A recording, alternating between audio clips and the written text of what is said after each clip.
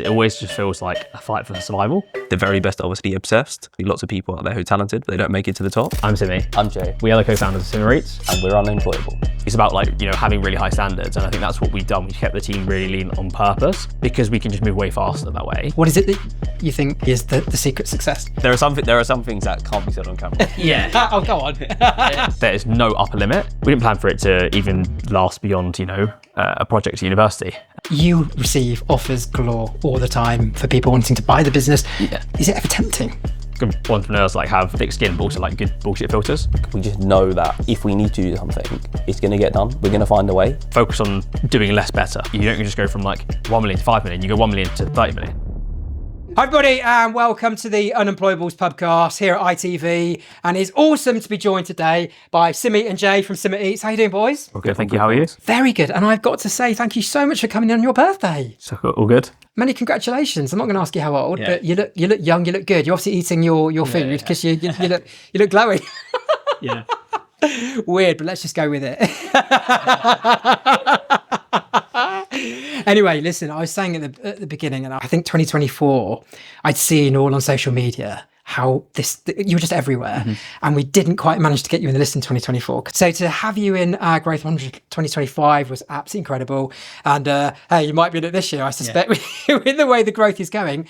But if I take last year, you built it to a 30 million plus turnover business, which if you, knowing the context and the roots of this business, does it blow your mind? Was it always written in the stars? Did you know this, or is it taking you by surprise as well? I think in a way it has, and another way it hasn't, in terms of because we operate every single week. We're, always on, we're sending out meals every week. We kind of see it grow week on week. But then also if you look back when we first started, we never thought that would get this far. Do you know what I mean? Really? Yeah. So it has taken you by surprise as well. Yeah. But yeah, when you're in it each week, it also doesn't. When you look back on a longer period, it definitely does. And, if at any point you go back, 6 months, a year, 2 years, 4, 5, 6 years, and you said, we're going to be here in this time, we wouldn't have believed you. Yeah, but you're loving every minute though, right? Yeah. I mean, we'll dig into the challenges of fast growth, because it is challenging, isn't it? A lot of people see the gloss, but there's a lot of shit that goes into creating that gloss, isn't there? You're both very impressive in terms of your kind of backstory before you started this. Jhai, absolutely brilliant at football, professional footballer. Then you went into the world of a kind of, not academia, but you joined EY as going into a very specialist subject in tax. Yeah. You did your time with Google, bloody hard to get into as an organisation. So talk me through kind of the real origins, the real starts of what made you start to get into doing this in the first place, based on the fact that you obviously had stellar careers before you even started. So if we go back to how I guess the business started before it was an actual business, so I was obviously going in the academy at Chelsea, and mum would basically give us, we were given recipes by the academy to eat, which are very bland and boring. Mum would basically then take those recipes and make them taste nice, and then we would then eat that food. But because she was cooking for me, she couldn't cook for me and then cook separate for mum, dad and Simmy. So we all ate the diet of an aspiring young footballer, which is obviously good. Hey, talk me through. I'm fascinated. What would that look like? So they would give us basically be this is what you kind of need to eat. It's bland chicken, no flavour on it, broccoli, rice. They would give you that and then expect you to go home and cook that and eat that essentially. But then obviously with us, I would give it to mum and she'd be like, you can't be having this. She would make it with she'd add some extra spices in it, some flavour, and make it enjoyable. And then obviously you're actually going to stick to it, because I know most of the people that have to eat the other stuff weren't eating it, because you'll eat it for a week and be like, I'm not going to eat this. And they're just not stick with it and be consistent. But yeah, that was growing up. And then Simmy went to university, and he then realised that at university in Bristol, you can only get Domino's delivered, nothing else. There was no Uber Eats, Deliveroo. So it was either that or cook for yourself. And he was like, I think there's a bit of a market here. Why don't I start cooking the meals that mum used to cook at home for students and try and sell them? And I think initially he did it in a way where it was to make him look good for grad roles and make it look like he's doing something a bit out of the norm.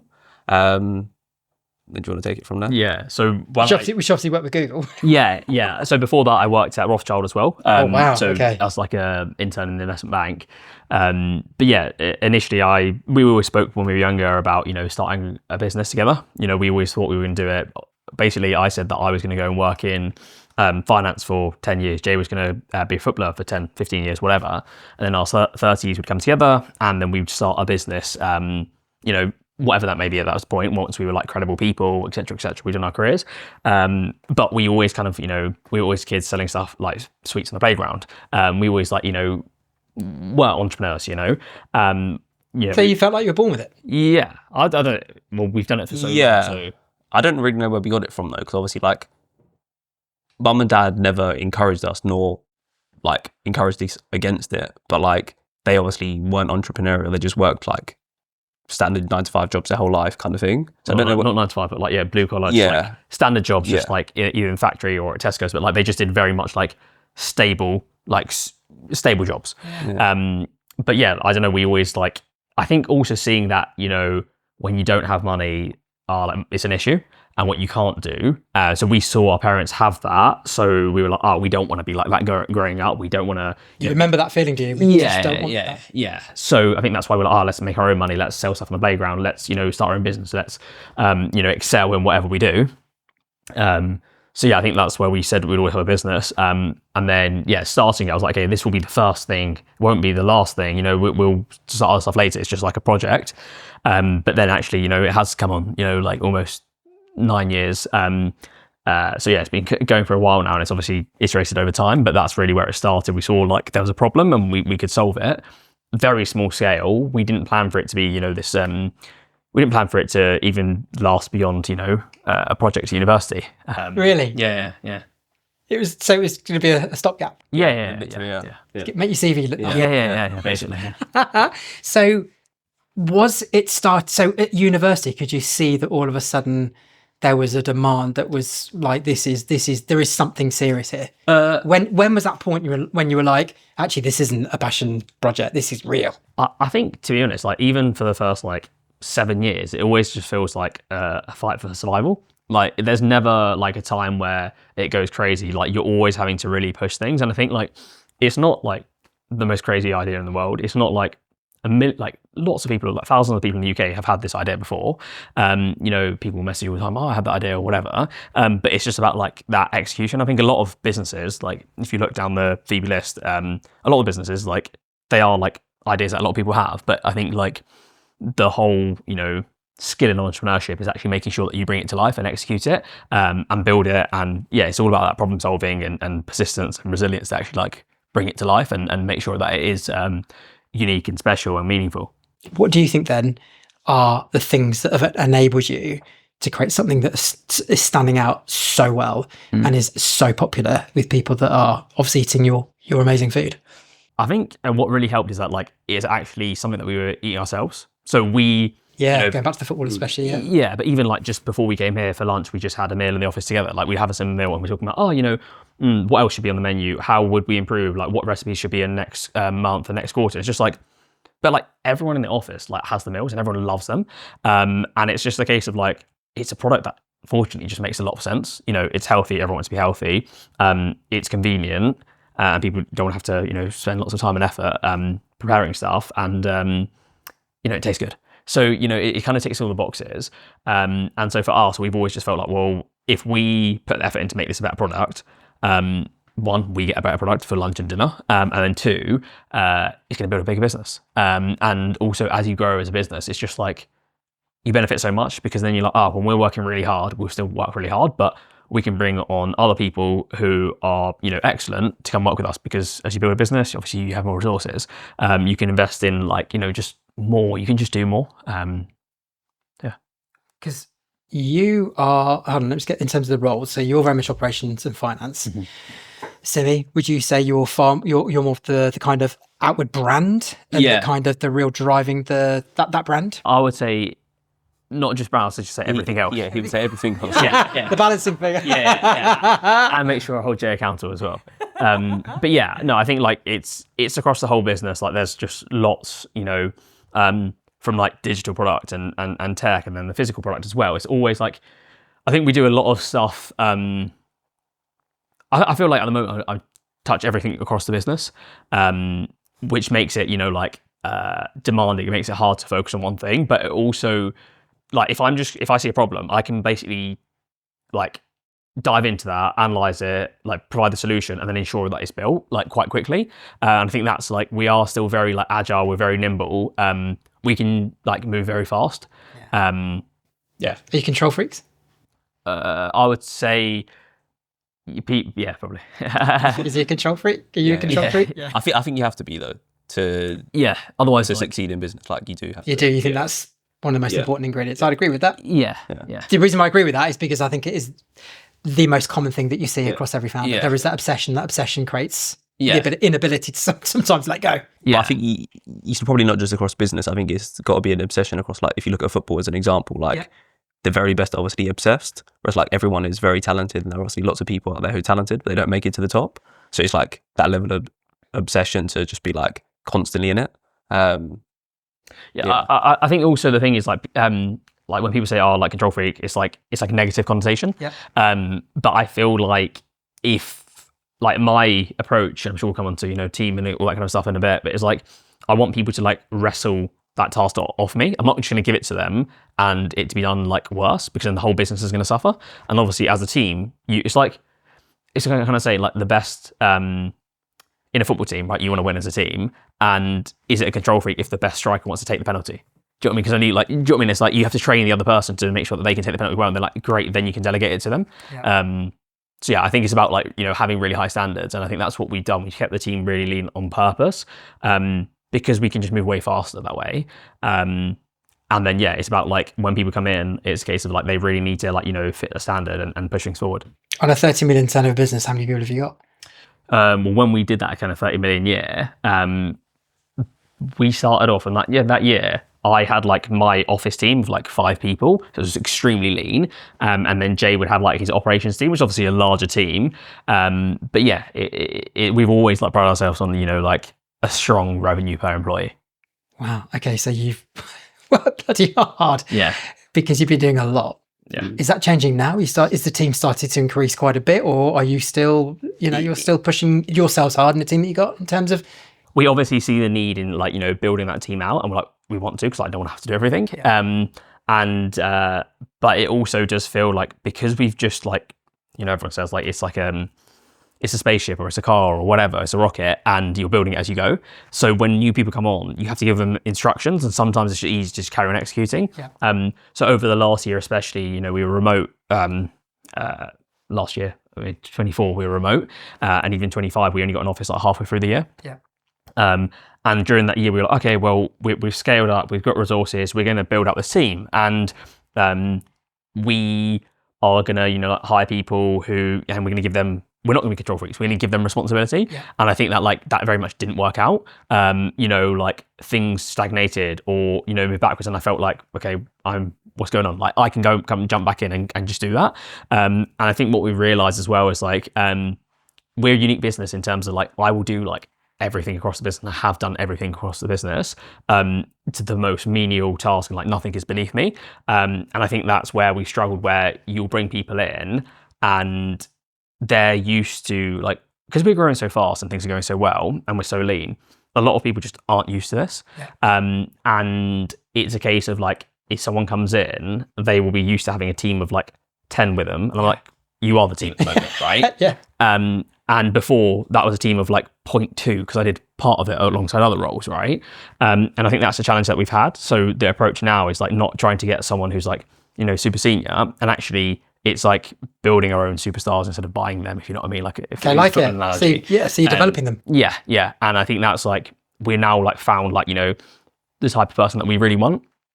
And we're starting to bring in those people. And so it's working much better. Hey, come on, people are going to love the secret kind of success to that. But what is it that your gut screams out to you makes the perfect person, or someone who's great? What is it that you're looking for that you think you've been able to kind of see is the secret success? I don't think it's like, and again, we haven't done it perfectly, but I think like what we're realizing now, and it's different for every business, right? Because we've operated so lean and we've grown so fast. You know, a lot of people will say, you know, I'd love to do what they've done in terms of, you know, the growth rate, the profitability, and you know, the revenue per employee, but actually they won't want to have done what we've had to do to get there, and are still doing now in terms of like, you know, everyone thinks that they work for them, but I feel like me and Jay are working extremely hard.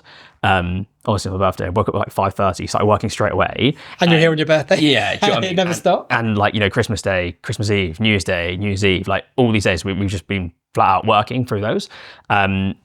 And that's enabled us to build something, you know, objectively like very unique, special. You know, the numbers are all exceptional, but it also makes it very hard to hire because people are like, oh yeah, I would love to join something like this. I would love to join a startup. And we have to really, really, really like anti-sell and say, are you sure? Are you sure? Are you sure? Really? And even past that point, some people come in and they're like, they can't cope with it. Like they're just not at that level. And so sorry, so Josie. Yeah. So as part of the recruitment process, you're like, are you sure? Yeah. I literally say that. Yeah, I literally say that. Like last year when we've hired, like I mentioned at the Virgin talk that we did, like, you know, I take people on a walk and I'm like, I don't want them to sit behind their laptop and be like, oh yeah, you know, I'd love to do this. And when people are a bit too formal and people are a bit too, you know, they think they're applying for a job in terms of like, you know, at most other places. I'm like, this isn't kind of a job. This is going to end up being your life pretty much for this next period. And like what we want is those people with kind of like, you know, they've got a chip on the shoulder. They've got a point to prove.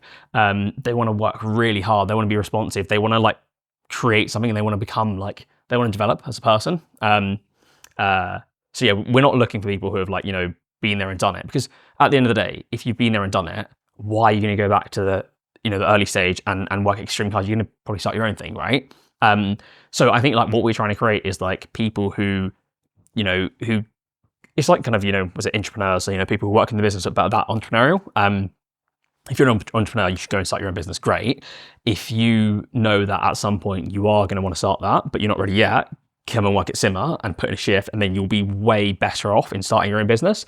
And I think that's the best people that we've hired, and the best people in the team are the people who like, you know, you hope that in a few years' time, once they've, you know, pushed the business forward, we've built our structure and team, like it won't be like this forever. It will, you know, in like 3 years' time, 2 years' time, maybe, we're not going to be like, are you sure? Are you sure? You know, it'll be a lot more normal. Yeah. But you know, it's not there yet. I think that has been fascinating how you have gone and summarised that. Mm-hmm. I think in terms of the nuggets that we need to pull out of that are just brilliant. For me, though, it's you don't oversell it. Yeah. You are underselling it. Massively. You are validating, checking, are you sure? Yeah. Are you aware of what is going to be needed? And I do like the thought of it's the ambition comes from the chip on your shoulder. It's people that have got something to prove. Yeah. And it's almost like we're a bit worried to say these days, this is going to be your life. Yeah. But you're being very honest about that. Yeah. It is going to be your life. It's going to be all consuming. Yeah. I think also like unfortunately, like, you know, you bring people on because you think they're going to work out, and sometimes it doesn't work. And actually, I don't think we've got it so wrong in that I do think that we've always tried to bring on like good people, but a lot of them, maybe they would have been good at like 100-person team, but not at a 5, 10, 15, 20-person team. Yeah. Because it does just require a lot. And it's, you know, it's exciting. I would say it's intense. I think the existing team, they're like, no, it's not intense, it's exciting. Yeah. But then, you know, that's the way it is. It's like, it's fun. Yeah. Tell me, Jay, you guys are brothers. Mm-hmm. You're clearly best mates. Yep. You know, you were kind of, with the entrepreneurial kind of stuff started together early in the playground selling sweets. What is it like working with your brother? Are there times that such a high pressure situation like this can test the relationship or not? I think what helped it a lot is the first few years, we were obviously together living in the same house. So when you're under the same roof, it's like, at the end of the day, when you do get a tiny bit of free time, like we'd maybe go and watch something on Netflix, and then we'd just be back to working after that for like an hour when we have dinner. But then now that obviously Simmy is moved out, we don't live together, I think that's helped a bit, where it's like there is a bit of separation there. Whereas like it still is kind of all consuming, but there's a bit of space now. Whereas before, when you're under the same roof, it is like yeah, there's some smarts going on here. There are some things that can't be said on camera. Yeah. Oh, go on. But I feel like what I want to say as well is like, I'm like very like, intense in terms of like I just want to like solve problems and just do stuff. Like I want to work all the time. Like I said this morning, when I woke up, I was like, yeah, great, straight into it. Like I don't care for like it's more of like that, you know, the Roy Keane type of attitude, you know, when he's just like, we're doing your job, right? And that's my mindset. Like, why do we need a pat on the back? So like sometimes when we hit these revenues or whatever, record weeks, and like yeah, cool. Well, the next week we'll go to the next level, the next level, the next level. Obviously, it's nice when you actually take that time to sit back and reflect and look back on it. And it is nice to do that. And I try to, but don't do that very often. But I feel like I'm too much. Like I'm like, in terms of, it's not good for that me living with like Jay at home, and I'm like, okay, I need to do these things. Like I can just go and be intense on my own and just crack on and solve the problems. Yeah. And Jay like can balance that out by just like basically tidying up the mess that I leave, if you know what I mean. And also just doing what he needs to do. Yeah. But then if I'm there with him, I'll be like, oh well, we watched TV for 30 minutes. Why do we need another half an hour? Whereas like it's actually better for Jay to do that, and it's better for the business for him just to do that. Because like I said, his job's like ops and finance. It's like, there's like ops and finance are like, you have to do those things. And if you do them like a 9 out of 10 or 10 out of 10, it doesn't really make a difference. Or like 8 out of 10 really, they're kind of more like to an extent. Whereas like the stuff that I do is like, well, there's just like, there's no upper limit. Like if it goes really well, you don't just go from like 1 million to 5 million, you go 1 million to 30 million. Do you know what I mean? So I'm just like, there's always upside for me to be on. But that's not good for like other people to then to live with me. Yeah. It's tricky, right? Because he's beautifully intense, isn't he? Yeah. And I think like there have been plenty of times when we just start fighting, but because we're literally best friends, like 5 minutes later we'll be fine. Okay. Whereas like, if for example you're a co-founder with someone that isn't, family, it can be edgy. Yeah. You can't fight how we fight and then just be friends again like 5 minutes later. But yeah, like I think that happened a lot more obviously when we were living together, and also in the earlier years, when it just like was very. I also don't think there was as much separation of the roles then. Like the roles weren't ops fight. They're very clearly separated. Yeah. But yeah, like I would hate to be. I just wouldn't do it if it was with anyone else. Like really? I wouldn't. Yeah. So it's just. Family is very important to you. I think the post you put about your parents is beautiful. It's so touching, and it's. The why of any business is so important, and it's clearly a massive part. And you said it at the beginning that the way the financial situation growing up has driven you because you wanted more. You wanted to create something amazing for yourselves, right? Yep. But you being able to do amazing things like buying off property for your folks. How does it feel to be able to give back to your parents what you have? In a weird way, I've always felt like it's obviously very. Like, it means a huge amount, right? But at the same time, I think when we were younger, we were just like, we're going to do this. Like, this is going to happen. And it's just like, then like working to make it happen. So obviously, you know, like, you know, some of the best times are when, you know, we've taken dad to the workplace that he hated. And then he's like, yeah, like, fuck you lot. So, you know, like these are like, you know, the best memories ever. And it's just now, it's like, maybe we take it for granted a little bit because, you know, they've been retired and like mortgage paid off for like a year. But, you know, before that, it's just like, anxiety, like when is it like, you know, we're struggling, you know, Simmy and Jhai have quit their jobs, like, you know, is everything okay? And it's now like, we're like, okay, well, clearly now everything is okay. And then, you know, like we're really happy. So it's just like, it's... Gosh, I didn't think of that. When you basically, EY resigned, Google resigned, there must have been, whoa! We didn't tell them because like, because even though we're living at home with them, like they have no idea what we're doing, right? Because they just see, oh, you're sitting on a laptop. They don't know if that's doing work for you or working your own business kind of thing. So yeah, we didn't tell them for a while. And also just like, I don't see the point in, you know, making a song and dance out of things, like in terms of, well, if you're going to do it, do it. And like, what is the benefit of telling them? It only like brings stress to them potentially.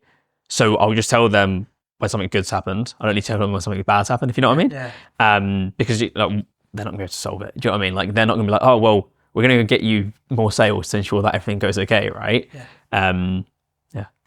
I'm directing this question to you in particular because the intensity it's a fire, right? It's a very strong thing, and obviously there is a lot, rightly so, about the mental health of everybody and founders especially with what founders put themselves through. Do you find the ability to be able to switch off in any capacity or do something that enables you to get your breath back? I mean, playing football is nice, like when you can do that. So I found like that was like a. I bet you give yourself one half, and then you're like, why do I need a second half? No. Okay. I think you just forget about it, and like the task when you're actually forgetting about it is great. But like even that, where like in summer we played like quite a lot of like tournaments over the summer, and then like I tore my groin playing football. I was like, when I haven't got anything to to relax with, I'm just gonna like go all in on the business. And actually like 2 summers in a row, I've done like an injury. And then off the back of it, like we've grown a fair amount after it. It's just worked. But then I've obviously ended up burnt out as well. Yeah. Have you burnt out in times? Yeah. You have? I think, it's like 9 years of in and out of burnout, like, but you're just kind of used to it. Yeah. And obviously, like, I think for most people, the analogy that we always use is like, the thing where if you put a frog in a pan of water and it's boiling, it will jump straight out, right? It'll go in and be like, okay, that's 100 degrees, I'm jumping straight out. But if you put a frog in like room temperature water and you slowly turn up the temperature and it gets warmer and warmer and warmer, it will just kind of die. It won't realise because it acclimatizes. I never knew this about a frog. I'm not sure if it's accurate, but like it's a story, right? And basically it's just like you acclimatise to things, right? And I just think like we started off really small selling business meals at uni. We're in room temperature water, right? It's manageable. Oh, I see what you mean. And now we're like in boiling water, but it's fine because like. The business is going so well, we're used to it, right? But it's like be more frog. Yeah. But obviously, a lot of people just can't cope with that, and there are times when we're like at breaking point, but we've always just found a way. Well, we're going to carry on doing it, or maybe because we're doing it as brothers, you help each other get through it, or because we have such a strong why and we're doing it to help our parents, make sure that we're as a family in a better situation. We're always like, you can't quit because you haven't got that thing to fall back on. You like. It has to work. There is no other option. And I've always think like, we've always operated in like, if anyone else can do it, we can do it. And I know we spoke about hiring earlier, and often I felt like, sometimes you'll look at like on paper what works and like, going to hire people from the best universities. And I feel like actually some of our worst hires are the people who've gone to the best universities, and our best hires are the people who've gone to the worst universities. Really? Yeah. And I just feel like chip on the shoulder. Yeah, exactly. And also like, I think people who are like, they try to overanalyze things. They think everything's a complex problem, when actually like things are simpler than you think sometimes. Yeah. And I think the same thing with us, where it's like, if you don't have anything to fall back on, you have to make it work. And also sometimes like you have too much time to think, too much time to worry. Whereas when you're an entrepreneur, like you don't have time to worry. Like, and when something bad happens, you're just like, well, what's the point in feeling sorry for yourself? Because you're the one who's going to have to deal with that problem tomorrow. No one else is going to come and save you. No one else is going to come sort anything out for you. So I think that's why we've always just cracked on with it. Really? Yeah. It's just the way you roll. Yeah. So in terms of ownership of the business, you guys own the business. Yep. And of course we know that there's, and rightly so, but there's often a lot of celebration about companies that go and raise X million and what have you.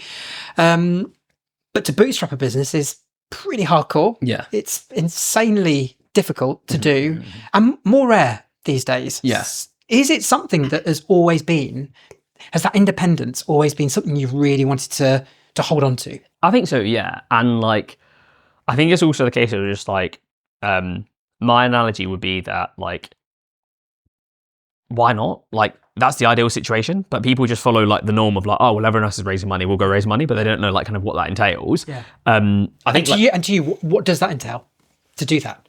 I don't know, it's just worse than having it all, right?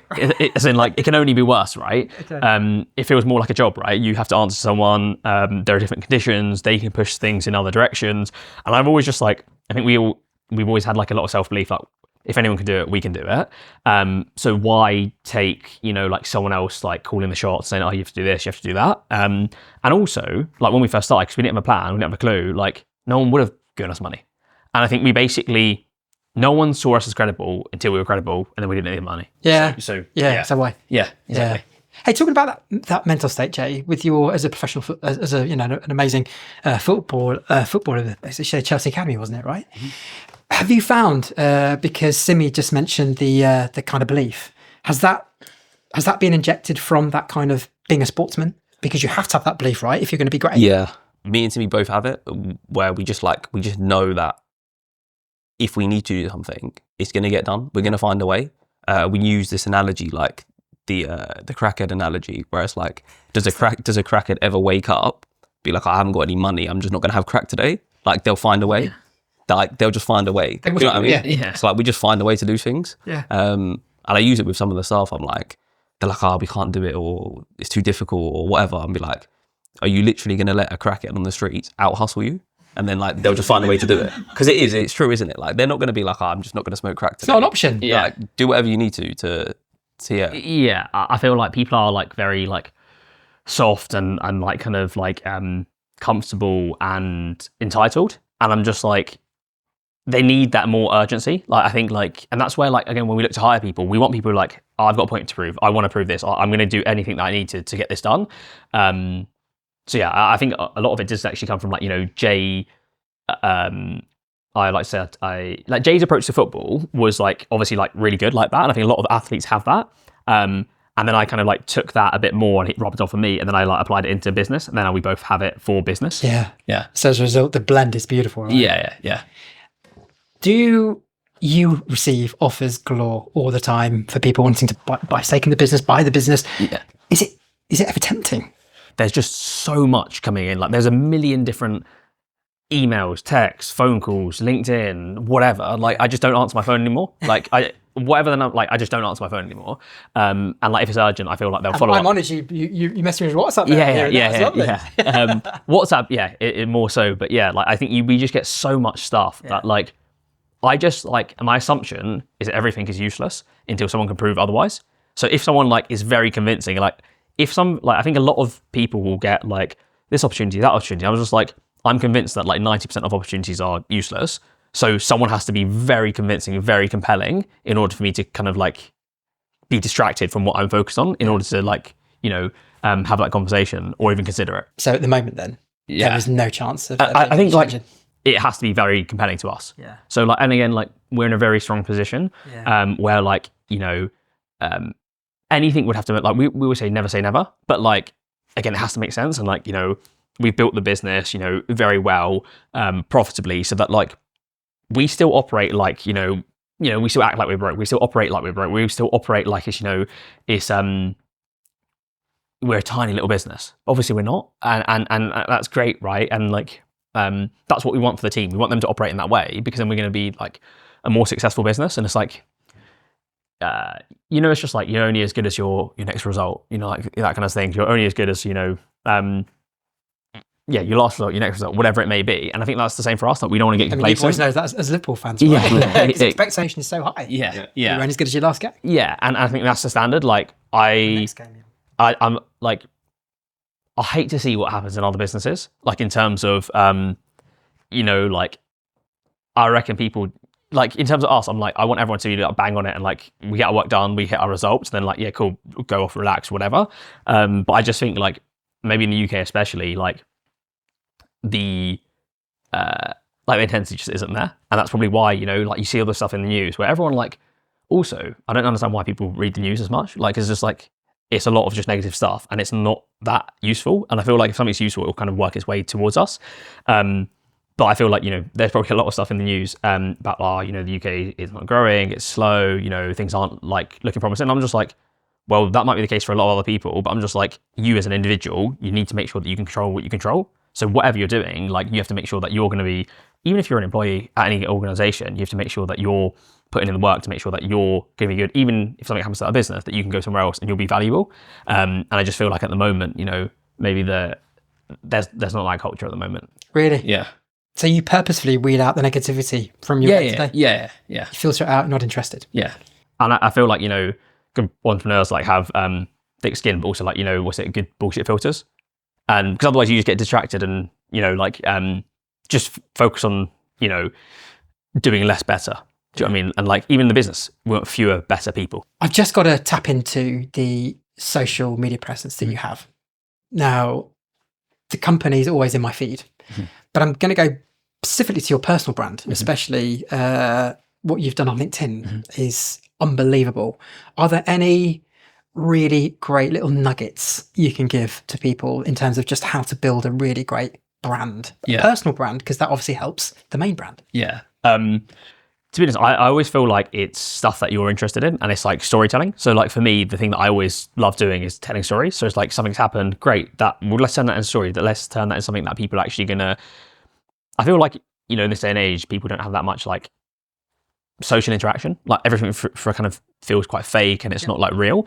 And just being real and honest and sharing like, this happened the other day, that happened the other day. Like the things that people love the most are just like stuff that we do as a family with like parents and stuff like that. So it's just being yourself really, like share what you're passionate about. And I think there's like this quote where it's just like, read what you love until you love to read. And I think like the same thing with content is like create what you love until you love to create content, if you know what I mean. Yeah. So to the point it becomes easy. Yeah. And exactly. you don't really have to think about it. Yeah. So for you then, it's don't ever stop. Don't ever tire of telling the story. Yeah. And also like, if also you are like struggling for content, it's probably because you're not doing enough interesting stuff. So go out and do some interesting things. Right. And like, don't get complacent or lazy. And I'll be the first to say that. Like I say, like sometimes with the team, obviously, because it's not just me behind the content now, it's other people. I'm just like, I feel like sometimes we get complacent. I'm just like, just because we've built this brand, just because we've got this following, some of the content that goes out is lazy. I'm just like, it's not good enough. Like, I'm not happy with it. And I was like, that's how it's like, if a team finishes in the top 4 and you're like, oh, it's a great season. I was like, not because we should have won, right? And I think that's the attitude and mindset that you always want to improve and do your best. And wow, you guys set big goals, don't you? I love it. Champions League would be enough. You've got to win it and be top of the league. What does then the future look like for SimmerEats?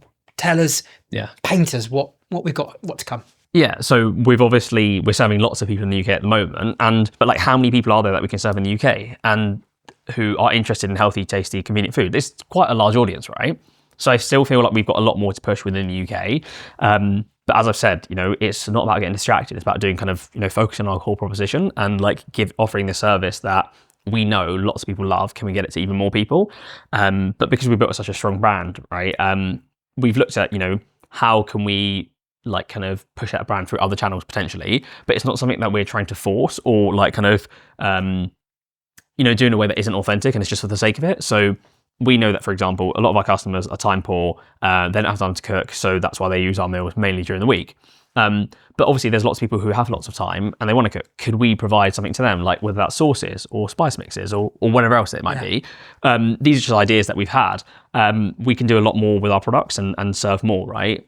When you use Simmer, probably over half your meals a week are provided by us, which is quite a lot. Or those other meals, can we serve those to you as well? And again, international, right? We're only UK at the moment. Is there, I'm sure people in other countries would love Simmer, and we get lots of messages on social media. Because when we're reaching so many people, we often get messages like, come to Norway, come to, Germany, come to America, come to India, right? I'm not sure we can go to all those countries right away, but... it's on the radar? Yeah, to push international. Of course it is. Yeah, why not? This may be controversial, but I am... really increasingly worried and nervous about ultra processed food and trying to completely we were talking about it in the office the other day. I've never seen so many people in supermarkets actually reading ingredients. So this is good for you guys, right? Isn't it? Have you noticed that there is an increasing worry and the tide is turning against ultra processed food? Yeah, 100%. And I think like growing up, we were just like, before, Jay was at academies, we were just eating whatever, right? If you grow up in a working class family, you have like waffles and turkey twizzlers and, like smiley faces and stuff like that for dinner, and you just think, oh yeah, this is tasty because it's what you grow up on. And now like we've become more educated and we've really focused on this product and we're serving health to people. Like that's what the demand is, and that's what we personally like. I think the great thing is a lot of product innovation comes from what me and Jay are personally consuming, and then we're like, oh well, we want to cut that out. Let's cut that out and make sure that's not in the meals. We want to make sure that the meals have this nutritionally, let's make sure that happens. So yeah, it is a big thing that we've seen, and it's something that we really lean into. And it's great for us that like, so many big food companies are lazy and they are serving shit, right? And it's just like for profit, it's just for convenience, it's for, I don't know, shelf life. Whereas we're like, no, we're like fresh meals that are delivered to your door that like, what we kind of say is like, we eat the meals. So we're going to make sure that the best quality, selfishly for ourselves, because we want to eat the best quality food, and we want to look after our own bodies. And by doing that, we're going to help hundreds of thousands and hopefully one day millions of people do the same thing. Brilliant. Well, listen, we want to make sure that hopefully all the thousands of people that watch this enjoy your lovely food and get healthier. So if we could do some promotional code or something, that'd be awesome if you could with that. We'll sort out a Phoebe code and Brilliant. then, hopefully include it in the show notes. Great. We'll get healthy, everyone. Get onto SimmerEats. Yeah. Guys, we are so proud to have you as part of the Phoebe Growth 100, part of Phoebe. You've come to our events, you've spoken at our events, and it is just so great to have two great lads building such a great company with such a great mission, with such an amazing why. Thank you so much, guys. It's so great to have you in the gang. Thank you so much for coming in. Thank you. Okay. It's not cringy in any way. So this is Last Orders, and I have got my boys Simmy and Jhai from SimmerEats. So I'm going to ask you some quick questions. Don't overthink it. Shoot from the heart. Let's see what you got to say. What do you wish you knew before you started your business? No one knows what they're doing, really. I think a lot of people, you assume that everyone knows more than you, but when you realise it, it's like the people who are more successful, they don't know what they're doing, but they're just okay with that, and they just execute, or they kind of give the impression they do know what they're doing and they're just faking it. So yeah, just fake it and crack on. Yeah, but are you saying it's cool to it's cool to not know? Yeah, you don't know everything. Yeah. I think that's a lot of people try and perfect things and they just never start. Yeah. Whereas we're like, okay, we'll start where we are and we'll just get better each week, each month, each year. Yeah, so it's the good old analogy, if you're going to fail, you're going to fail fast, because it's ultimately how you're going to succeed. Yeah. Love it. How would you describe the life of an entrepreneur? Chaos, exciting. It is a roller coaster. Yeah? Yeah, as simply as that, it's a roller coaster. Like, so sometimes you'll be like living, those unbelievable weeks, and then other times like shit's hitting the fan, you've got so much anxiety and you've just got to just crack on. If you had to start a new business tomorrow, what kind of business would you start? The same type of business. It'll be meal prep, but it'll be for cats. We've got 2 cats, so we basically will solve a problem for ourselves. Really? So you think that is? Hey, is this probably the next business we're talking here? This could be. I think we've got a lot more time to work on Simmer first. It's something that we joke about. I'm not sure if that's a serious answer, but yeah, I think it's something that we would know how to do it well. But that's because you have cats. Yeah. Why not dogs? Because we don't have dogs. Yeah. Okay, makes sense. What's been the biggest surprise about running a business? You can actually like build something huge, like no matter what, like who you are, where you come from. Like, sometimes I think, we will reach like, 100 million revenue. Or like in to date, we've actually done over 100 million revenue, but like we've never, like we're just 2 kids. Like that's the way that we see it. It's not like we've had some training in business. We've just started and carried on cracking on. Anyone can succeed in business. You have to be a passionate problem solver. What's the best advice you've ever been given? It was simple, and I don't actually know who gave me it. It was probably him, to be fair. Yeah. But it was do more with less. So yeah. Do more with less. Go on, tell us more. That sounds I interesting. think just getting the most out of the resources you have. Yep. Like coming back to the whole thing, like we've never raised money. We were just like, we've got £10 from his student loan. And that's all we started with. Some people ask us, have you raised money? Be like, yeah, my brother's £10 from his student loan. And like, that's it. Like, that's how it started. Bought ingredients, made meals, sold them, and then just carried on doing that for years. And yeah, just do more with less. Love it. Finally, what's one thing that you wish you were doing better as a business? Hiring. Yeah. I think, like building up the team is key. And often the things that we haven't, I think there's everything. Like, we want to do everything better as a business. Like, there's no area of the business that is perfect. So whether that's, like the website, the digital experience, whether that's, the meals and the product, whether that's the marketing, the brand, whether that's, how we operate as a team, I think everything's in a good position, but nothing is perfect. So everything we're going to be doing better. Okay, brilliant. Guys, wicked to have you behind the bar. That was great. Last Orders. Thanks, guys. Thank you. Okay, so we've got Simmy and we've got Jhai from SimmerEats. This rivalry is intense. So this is a very important game. We're about to discover who's better at darts. 6 darts, the high score wins. Can anybody count around here? First up. Yeah. Yeah, no, it's better. Yeah, go on. I can feel the pressure. This is intense. Right, okay. It's almost a bullseye. It's not. It's not. What is it? It's 11. Yeah. You just got lucky there. What's the running score? Oh no! You've got to leave that. No. He's taking it again. 1, 3. Was that a triple 20? No, that didn't count. You did that one doesn't count. Oh, what do we do? That's What do you mean? 60? No, that last shot doesn't count. 61? What was it? No, the last shot doesn't count. Go on. So what's the score? The 20 doesn't count. The triple 20 doesn't count. How can I do that? I don't know how to resolve this. Can you get him away? So what's my total? What's his total? 108. Go on. No. What? No, go on, stand over there. Stand over there. Yeah. No, go stand next to John. No. I want you in front. Go on, go stand over there. You can stand over there. But I'm Oh my God. What did you say your score was? 79 and 29. 108. Let's go with 108. 108 take away 60. No. So it's 48. No. All right. You got 7 darts. You ain't No. I've got 6 darts. You ain't getting 108. Oh. That's 4. That's 4. We can all see that. Oh, he's getting nervous now. Right. So I've already won basically, haven't I? How'd you work that out? Because he got 48. No, So 108 take away 60. 108. You got 48. I've literally been scoring 1. Yeah. The triple between is not going to count.